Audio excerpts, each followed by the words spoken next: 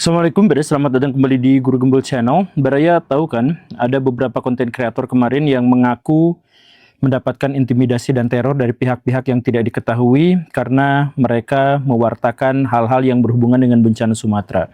Saya pernah bikin videonya di sini terkait dengan ancaman-ancaman untuk para aktivis dan nampaknya pengalaman-pengalaman dari para konten kreator itu membenarkan apa yang saya sebutkan di dalam konten itu. Tetapi apapun itu, saya ingin menjelaskan kepada Baraya bahwa konten-konten kreator yang diteror itu lebih banyak daripada yang mengaku.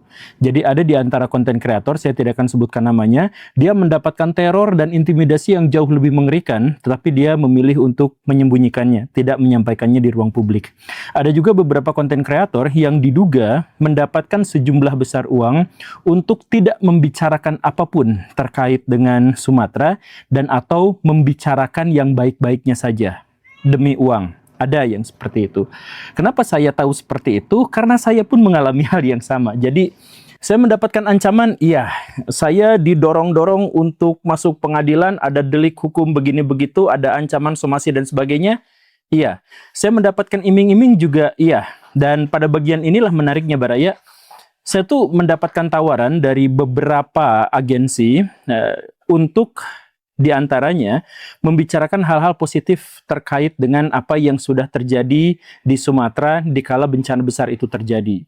Jadi misal satu agensi bilang sama saya, Pak Guru Gembul, kita sudah cukup dewasa lah ya, jadi silahkan sebutkan saja nominalnya berapa, kami akan bayar, tapi tolong beritakan hal-hal yang positif dan tidak mengadu domba masyarakat Indonesia terkait dengan bencana Sumatera.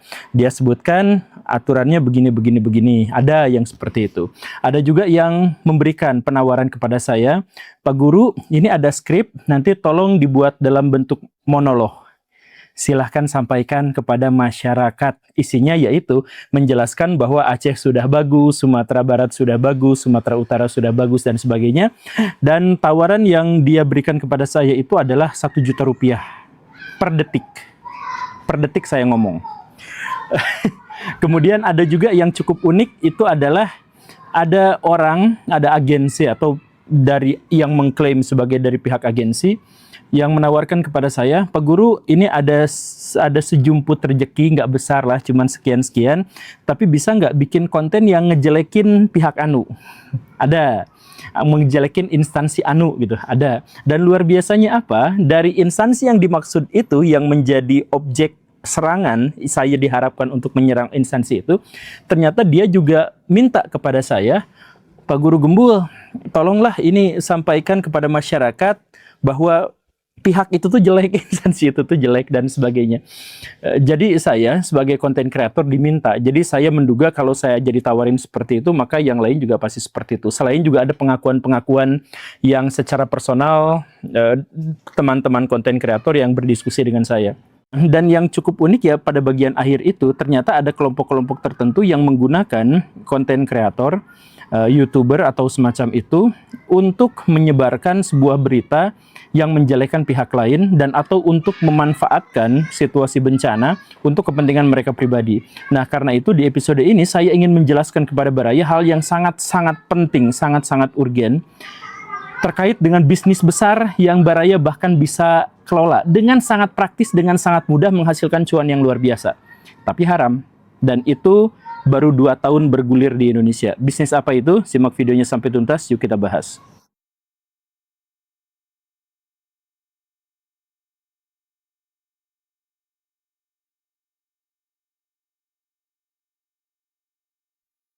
Jadi bisnis apa sebenarnya yang saya maksud marak 2 tahun terakhir di Indonesia dan menghasilkan cuan yang lumayan? Yang dimaksud itu adalah bisnis kebencian. Jadi begini Baraya, kalau Baraya ngecek YouTuber-YouTuber di Indonesia, Baraya akan menemukan satu fenomena yang polanya sama, yaitu konten-konten kreator yang berhubungan dengan tema-tema kritik terhadap pemerintah itu melonjak drastis. Dan konten-konten kreator yang membahas pengetahuan umum, wawasan, dan semacamnya itu tidak naik, bahkan cenderung turun. Saya punya kawan misalkan rumah editor atau kamar film, baraya cek videonya bagus luar biasa. Effort mereka untuk bikin satu video itu luar biasa gitu. Tapi gara-gara mereka tidak menebarkan kebencian, tidak menyampaikan kritik, tidak menyampaikan keresahan, tidak menyampaikan hal-hal yang berhubungan dengan keberpihakan politik, maka viewers mereka itu turun dan atau stuck di tengah-tengah gitu. Atau misal sebaliknya, ada konten kreator yang dulu tuh bahasnya agama terus dan akhirnya sepi. Tidak banyak yang nonton, tapi begitu ia ganti arah, jadi temanya itu adalah mengkritik Jokowi, termual, ijazah dan sebagainya, itu viewersnya melonjak berkali-kali lipat. Baraya memahami itu, dan kalau Baraya tidak percaya, cek juga kanal saya. Kanal saya tuh konsisten random. Bahas politik, bahas misteri, bahas ekonomi, bahas kritik sosial, dan lain sebagainya. Itu semuanya dibahas. Nah, cuman banyak sekali di kolom komentar itu yang berkata, Pak Guru, bosan bahas politik terus. Sebenarnya bukannya bosan bahas politik terus, sebenarnya adalah ketika saya bahas ekonomi, ketika saya bahas sejarah, ketika saya bahas sains, itu YouTube tidak merekomendasikannya. YouTube merekomendasikan video saya kalau isinya adalah kritik terhadap pemerintah. Dan itu memicu kebencian-kebencian di kolom komentar yang diwartakan secara jelas. Nah, jadi maksud saya apa? Kalau sekarang Baraya jadi YouTuber, kemudian ngebahas hal-hal yang biasa-biasa aja, maka temanya juga akan biasa-biasa aja. Tetapi ketika Baraya menyampaikan kritik terhadap pemerintah, itu langsung naik. Cek. Bahkan Baraya bisa cek di konten saya yang sekarang, lihat, saya tetap konsisten bikin tema sejarah, saya tetap konsisten bikin tema sains, tentang hiburan dan sebagainya, tapi yang selalu naik viewersnya itu adalah yang kritik terhadap pemerintah. Jadi mengkritik pemerintah itu salah, menyampaikan keresahan-keresahan terhadap pemerintah itu salah. Jadi kalau kita mengumbar kejelekan-kejelekan pemerintah itu berarti salah. Bukan begitu, Baraya, poinnya bukan di situ.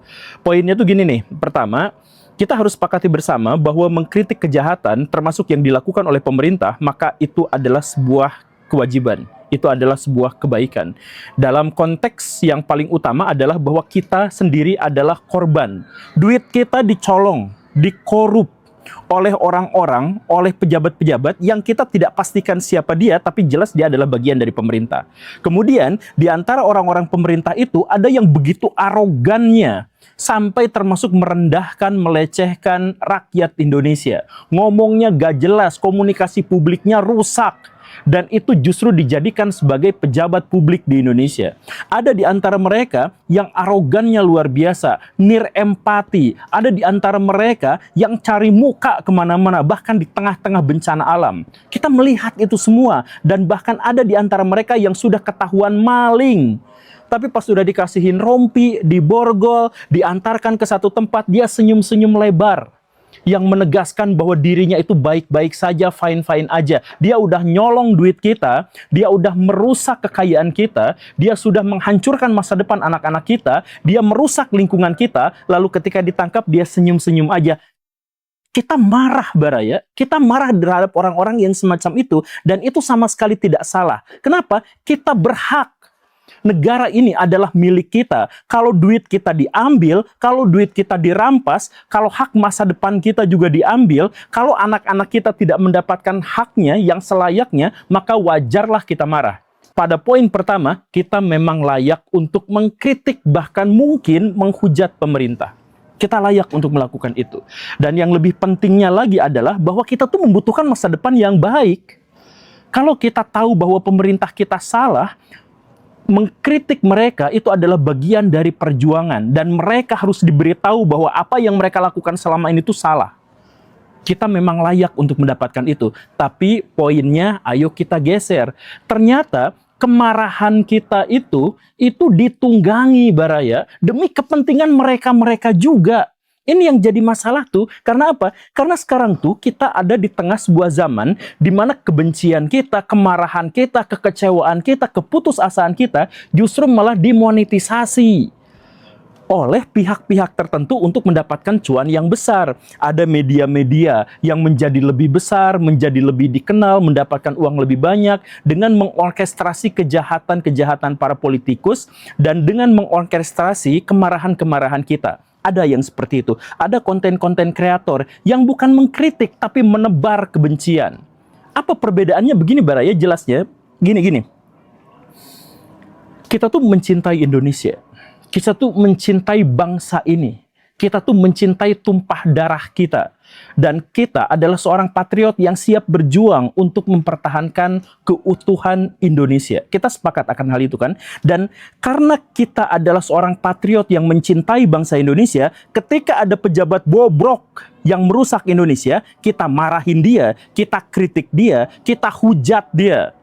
Itu kan poinnya itu. Jadi keinginan kita untuk menghujat para politisi dan keinginan kita untuk menghujat para pejabat yang tidak benar itu dalam konteks perlindungan kita terhadap bangsa dan negara yang kita cintai. Begitu. Tetapi ketika itu diarahkan oleh pihak tertentu, itu mengarah pada kebencian yang justru mengarahkan kita lebih lanjut lagi kepada keputusasaan. Sehingga di kolom-kolom komentar tuh malah muncul yang gini, aduh bubar aja Indonesia, saya sudah putus asa, saya sudah... Kok malah jadi sesuai dengan keinginan mereka? Keinginan kita adalah untuk mempersatukan Indonesia. Dan karena ingin mempersatukan Indonesia, kita hajar itu para pejabat. Kenapa kita malah mengikuti para mafia dan kemudian ikut-ikutan putus asa dan ingin menghancurkan Indonesia? Kan kacau. Nah, kenapa bisa seperti itu? Inilah yang saya sebut sebagai bisnis kebencian. Pemerintah kita, menteri-menteri kita, anggota DPR kita, perwira-perwira kita, bahkan presiden kita, sekarang itu disimpan di panggung, disuruh joget, disuruh beraksi, main akrobat, kemudian ditonton oleh kita semua, kemudian kita diarahkan untuk menghujat mereka, menjelekan mereka, ngebuing mereka, melempar mereka dengan tomat busuk. Jadi mereka, Pak Prabowo Subianto dan teman-temannya itu disimpan di panggung. Kemudian ada begitu banyak cahaya yang menyorot pada mereka. Ada begitu banyak kamera, ada cermin, ada begitu banyak tata rias panggung untuk mereka semua. Agar apa? Agar mereka mempertunjukkan kebobrokan di depan rakyat. Agar rakyat menjadi semakin putus asa, rakyat menjadi semakin membenci, dan satu sama lain di antara kita menjadi saling bermusuhan, pecah belah, dan seterusnya. Sekali lagi, ketika kita membenci, itu ada yang menunggangi. Saya ditawari duit puluhan bahkan ratusan juta rupiah. Menunggangi kebencian saya, keresahan saya untuk ngejelekin pihak ini, dan sebagainya. Dan bukan hanya saya, konten kreator yang lain juga saya duga mendapatkan hal yang sama. Siapa yang menunggangi itu dan apa tujuan mereka? Gini Baraya, coba silahkan cek ya. Beberapa di antaranya saya jelaskan. Dulu kita marah. Kemudian kita demo pada DPR. Kemudian apa yang kita lakukan? Kita geruduk anggota DPR itu, rumahnya. Kemudian propertinya kita hancurkan. Kemarahan kita itu organik. Kemarahan kita itu alamiah. Kemarahan kita itu bahkan sah dan wajar secara moral. Tetapi tentang siapa yang digeruduk kemarin itu kita ditunggangi. Yang digeruduk itu siapa? Anggota DPR yang cemen, yang sebenarnya tidak signifikan ada di DPR, dan beliau-beliau itu nampaknya bukan pemegang kebijakan kunci, cuman kacung-kacungnya aja. Anggota DPR yang benar-benar pantas kita hujat, justru malah tidak tersentuh sama sekali oleh pengerusakan warga. Artinya apa? Marah kita adalah alamiah dan sebuah kewajaran moral, tetapi ketika sudah bergerak, kita dibelokkan oleh pihak tertentu yang menunggangi kebencian untuk kepentingannya sendiri. Dia sekarang santuy-santuy tetap melakukan kejahatan, tetap melakukan penyimpangan, karena sudah ada tumbal yang diserahkan kepada rakyat. Atau contoh kasus yang lain, kasus Raja Ampat, di mana di sana ada pertambangan. Kemudian kita marah. Kita tidak pernah mau tanah Papua dan tanah di seluruh wilayah Indonesia yang subur, makmur, yang memberikan kebaikan untuk seluruh alam itu dirusak. Kita nggak mau itu. Karena itu kita demo. Beres demo, kemudian kita mundur, dia jalan lagi. Ya udah, fine. Kenapa? Karena kemarahannya sudah diarahkan pada satu orang, satu pihak, kemudian dia anggaplah dikorbankan, dan dia melakukan perannya dengan baik, sedangkan mafianya tidak tersentuh sama sekali. Nah, jadi kemarahan kita sekarang itu diorkestrasi, kemarahan kita digerakkan, kita marahnya betulan, tapi kenapa jadi WNI bahkan ketika kita marah pun tetap aja ditunggangin. Atau ada kejadian yang lain, ada pihak yang lain. Kita marah. Tapi ujung-ujungnya apa? Ujung-ujungnya malah mendeklarasikan separatisme. Yaitu tadi bahwa kita marah karena kepada pejabat-pejabat karena dia merusak Indonesia, tapi kemarahan kita malah memicu kita berpikir untuk sama-sama merusak Indonesia. Udahlah, bubar aja Indonesia, pecah belah. Siapa yang diuntungkan dalam hal ini? Kalangan separatis dan pebisnis-pebisnis besar yang ingin mendapatkan keuntungan dari perpecahan wilayah Indonesia. Jadi bisnis ini bisnis yang besar, Baraya. Bukan hanya soal AdSense, bukan hanya soal iklan, bukan hanya soal upah dikasih puluhan ratusan juta untuk berbicara hal bohong. Bukan hanya itu, tapi kemarahan kita sekarang memang secara sengaja dipancing-pancing, diarahkan ke sana dan kemari agar kita memang memberikan keuntungan buat mafia-mafia tertentu. Saya kasih contoh yang lain yang mungkin mengejutkan kepada Baraya. Saya kemarin ngobrol dengan dengan sebuah perusahaan buzzer yang ini klaimnya dia ya, yang dia mengklaim bahwa Gus Miftah itu dihancurkannya sama dia. Jadi peran buzzer itu adalah potongan video Gus Miftah yang gobtut itu, kemudian ada video tukang es yang narik nafas, itu langsung di-share di TikTok di mana-mana sama dia dan akhirnya menjadi viral. Kemudian kolom komentarnya juga diarahkan supaya wah ini kasihan sekali gini diarahkan dan sebagainya, dan itu menjatuhkan Gus Miftah. Itu klaim sepihak, tapi cukup masuk akal. Itu kerjaan buzzer, dan itu memang ada bayarannya, ada ongkosnya. Untuk apa? Karena pemerintah kita itu sebenarnya adalah pemerintah yang dipenuhi oleh persaingan dan persengketaan antar kepentingan-kepentingan yang besar. Jadi ketika ada satu pihak dijatuhkan, itu keuntungan buat pihak yang lain, dan kita sama sekali nggak tahu. Kasus Kang Emil, kasus ijazah Pak Jokowi dan lain sebagainya, kita tahu dan kita layak untuk marah atas apa yang mereka lakukan. Tetapi bagaimana ceritanya menjadi sebuah drama yang penuh orkestrasi, yang seperti ada sutradaranya, di mana emosi kita dinaikkan, diturunkan. Fakta itu kering dari emosi, Baraya. Fakta itu kering dari emosi. Dia berubah menjadi sebuah drama yang sangat besar ketika ada sutradaranya. Nah, jadi kita sekarang gimana dong kalau kita misalkan marah, kita mengkritik aja, kita akhirnya menjadi gonjang-ganjing yang seperti ini. Nah, ini saran saya kepada Baraya. Pertama saya ingin menegaskan kepada Baraya bahwa saya tetap komitmen bikin konten random. Tetap kan, Baraya bisa cek. Cuman nggak laku kalau ya, jadi Baraya mungkin nggak nonton itu. Itu menjadi sebuah pembuktian, tapi tetap saya akan bikin konten yang random. Kenapa seperti itu? Karena saya tidak mau kemarahan saya itu dieksploitasi, dimonetisasi oleh pihak-pihak yang tadi itu. Nah, lalu gimana caranya agar kita itu tidak dimonetisasi? Sederhana begini, Baraya.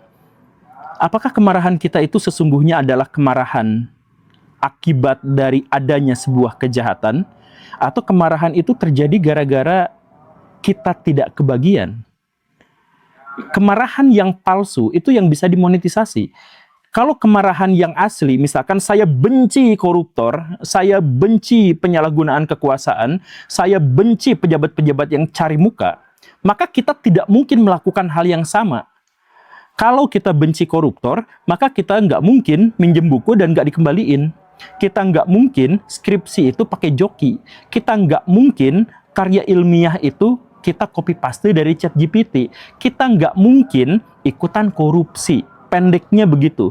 Jadi ketika ada orang yang ikut korupsi, tapi dia juga teriak-teriak di jalan, gulingkan Prabowo dan bla bla bla bla bla, ada kemungkinan bahwa dirinya itu sebenarnya hanya marah karena egonya, dan marah karena egonya itu tidak punya tujuan khusus, tidak ada keinginan membela negara, tidak ada keinginan apa, dia hanya ingin mempertahankan egonya. Jadi ketika dia dimanfaatkan pakai duit, dia pasti akan terlibat di situ.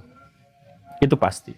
Nah, sebaliknya, tujuan kita untuk mengkritik Pak Prabowo misalkan, tujuan kita untuk mengkritik Zulkifli Hasan misalkan, itu bukan karena kebencian, kita kenal aja enggak, iya kan? Dan kalau kenal, kita akan menemukan secara pribadi mereka-mereka itu adalah orang-orang yang punya kualitas secara pribadi, iya kan? Yang kita kritik itu adalah apa yang mereka lakukan. Dan karena itu yang mereka lakukan tidak mungkin kita lakukan karena kita membencinya.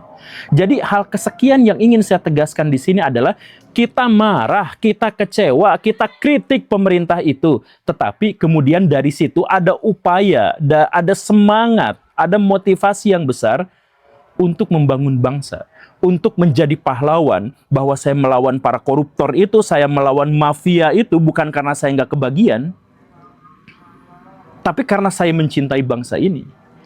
Sekarang saya tanya kepada Baraya, kalau Baraya ada di posisi saya, posisi di mana kalau saya melakukan A, saya akan mendapatkan ancaman yang terus-terusan, tapi kalau saya melakukan B, saya akan digaji 1 juta rupiah per detik saya ngomong. Baraya mau pilih yang mana? Terima kasih karena sudah menyimak. Saya Guru Gembul, pamit. Assalamualaikum warahmatullahi wabarakatuh.